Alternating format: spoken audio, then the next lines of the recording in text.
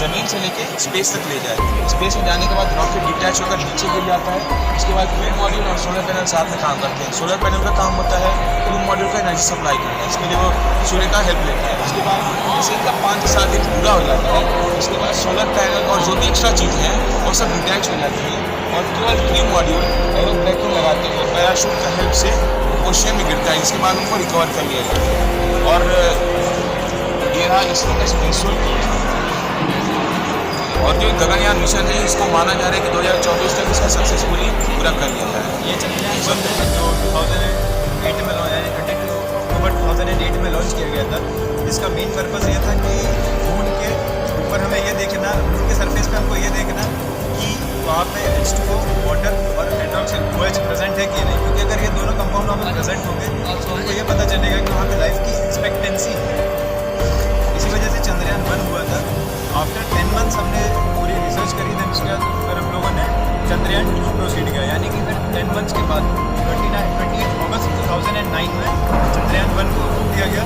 Then उसके बाद 10 साल बाद हम लोगों ने अपनी प्रिपरेशन करी और सितंबर 2019 में हम लोगों ने चंद्रयान 2 लॉन्च किया, जो due to lack of communication unsuccessful रहा था। चंद्रयान 1 का सिर्फ एक मेन पर्पज़ था कि H2O और OH की फाइंडिंग करना मून के सरफेस पे। देन जो वाटर की फाइंडिंग्स आपको आगे पैनल्स में मिलेंगी, तो आप वहाँ पे चंद्रयान 1 का कार्य कि ये एक सैटेलाइट है। सैटेलाइट का सीधे से पर्पज़ ये होता है कि अपनी जैसे अपनी स्पूतनिक जानकारी हमें है, क्या अगले ग्रह की जो हमारे आसपास दिख रहे ग्रह की उसकी जानकारी हमें है, उसकी जानकारी नहीं है। उसकी जानकारी लेने के लिए हम एक सैटेलाइट को लॉन्च करते हैं, तो उसका मॉडल हम आपने पहले देखा। तो सर रिसर्च के बाद हमारा आता ही ये चंद्रयान 2 का मेन पर्पज़ था कि हम तो पहुँच गए, लेकिन क्या हम उतर सकते हैं कि नहीं उसकी सतह पर। उसकी सतह पर पहुँचने का तो लेकिन उतरने का क्या है, उसको उतरने के लिए लैंड कराने के लिए चंद्रयान 2 में जाएगा। चंद्रयान 2 आपका ये 22 जुलाई 2019 में लॉन्च किया गया। लॉन्च होने के बाद क्या इसका वजन 3850 ग्राम, यही भी इसका चंद्रयान 1 का वजन 1350। फिर उसके बाद ये आता है चंद्रयान 2 वहाँ पर पहुँचा, उस मून के सरफेस के पास पहुँचा, काफ़ी क्लोज पहुँचा था, 2 मीटर अंदर तक भी पहुँचा था ये ग्रेविटेशनल फोर्स के अंदर।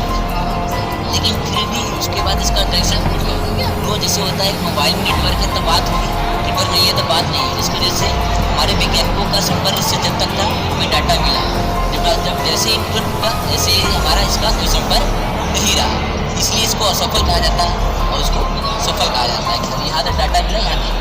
ये हमारी इंडिया की फर्स्ट सैटेलाइट है आर्यभट्ट, जो हमारी इन्वेंट हुई थी 19 अप्रैल 1975 में। तो ये हमारा 26 स्ट्रक्चर प्रोजेक्ट है। तो ये पूरा हमारा सोलर पैनल बेस्ड प्रोजेक्ट है।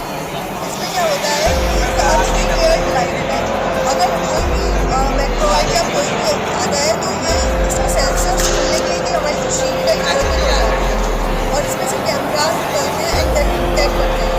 और ये पूरा प्रोटेक्ट करने के लिए इस टाइप का शीट इसलिए दिया कि हमारे बाकी प्लैनेट्स में जो गोल है, तो इसलिए और सर्किलेंस करनी भी पड़ती है टाइम बाई टाइम ये रिचार्ज हो सकता है, बिकॉज हमारे पास इलेक्ट्रिक होता है। तो ये एक टाइम से रिचार्ज खत्म हो जाती है, बंद हो जाएगी, तो इसलिए टाइम बाई टाइम चार्ज होगी ना, तो इसलिए हमने ये इस टाइप का स्ट्रक्चर बनाया हुआ है। और एक और चीज़ बता सकते हैं कि इसकी लेग्स अगर हमारी किसी प्लैनेट में लैंड करती है तो एनालिसिस करने के लिए हमारे लिए लेग्स सपोर्ट से स्टैंड करती है। ये एंटीना है, तो ये एंटीना हर पूरे राउंड में एंटीनाज होते हैं। जब कोई भी अदर सैटेलाइट मिलती है तो उसके डिटेक्शन से सिग्नल कनेक्शन हो जाता है दूसरे सैटेलाइट से हमारा। और ये हमारा इंस्ट्रूमेंट रखने के लिए है, ये ट्रांजिस्टर वगैरह ये सब। कब तैयार है